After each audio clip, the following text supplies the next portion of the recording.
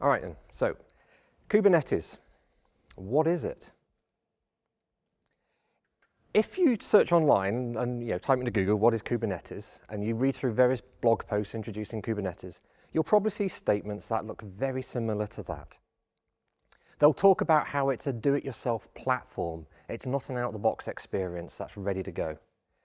They'll talk about its purpose is to run containers and to manage them and keep them running once they're running. And the whole point of Kubernetes is to be useful in production. It's not just aimed at dev boxes.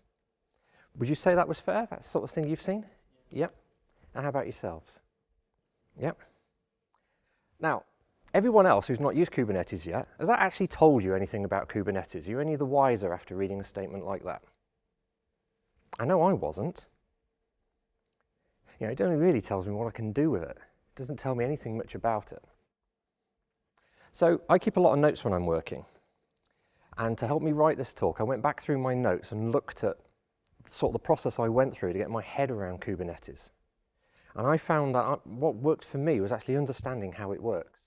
So that's what I want to show you tonight to help you explain what Kubernetes is. I'm going to show you what it's made of. Kubernetes typically is deployed in the cloud. It's typically deployed on AWS or Azure or Google Cloud. Google's got their own version of Kubernetes, so you don't even have to deploy it yourself. So we're talking about Amazon EC2 instances, for example. You can run it on bare metal. It's a lot harder, but you can do it. But this talk's really about on the cloud. But we're not talking about one EC2 instance or one VM from anyone else. We're talking about a whole bunch of them. And they get separated into two groups. The first group are called masters, and the second group are called nodes. Those are the terms you'll see throughout the Kubernetes documentation.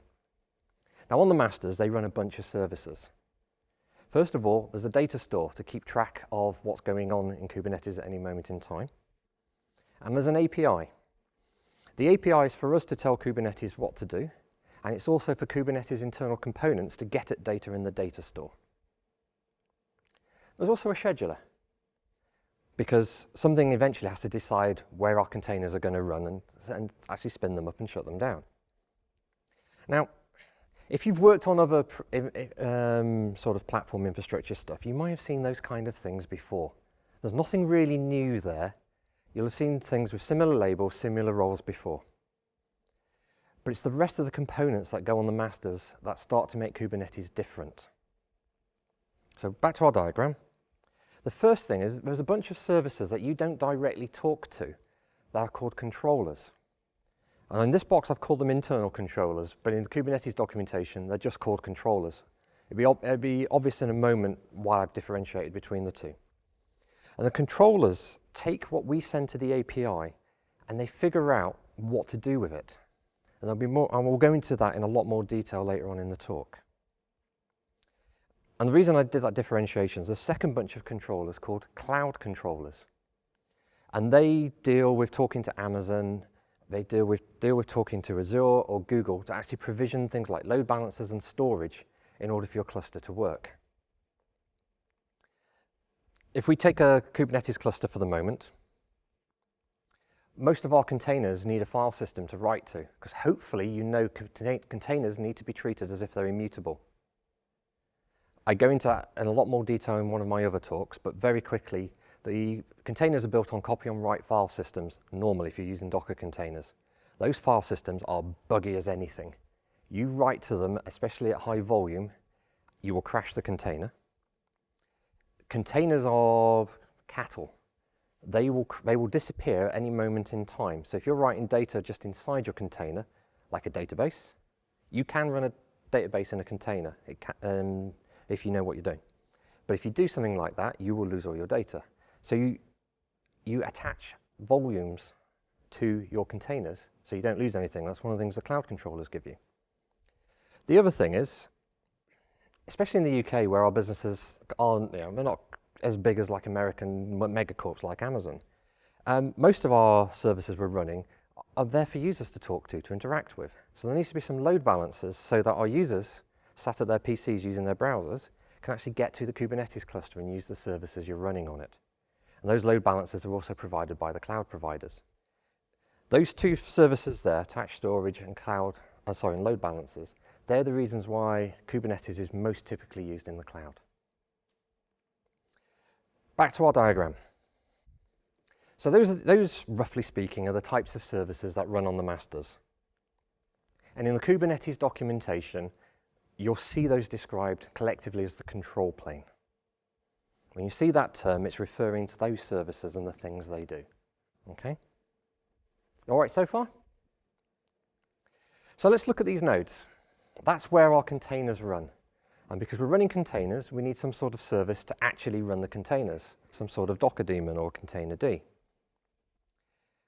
Hopefully you're all aware that containers are not a form of security. Putting something in a container does not make it secure.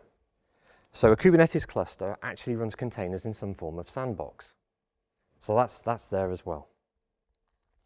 These nodes, they need an API as well, so the control plane can talk to the node and tell it, run this container, and ask it what it's doing. So it needs some sort of API. That's kubelet.